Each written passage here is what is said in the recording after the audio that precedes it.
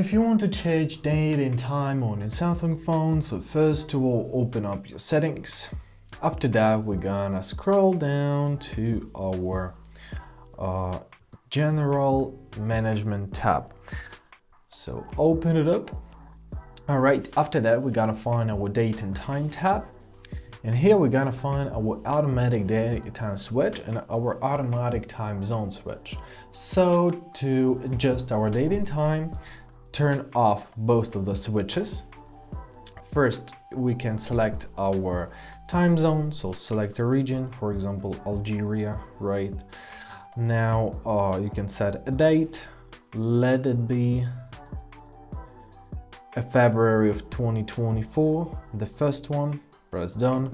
Now we can set up a time, let it be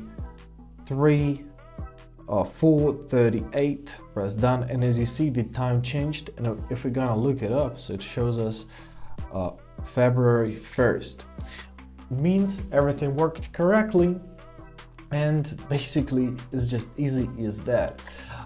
If you wanna go back to your default settings in the time and date menu, simply tap both of the switches and your time zone and your time will switch back.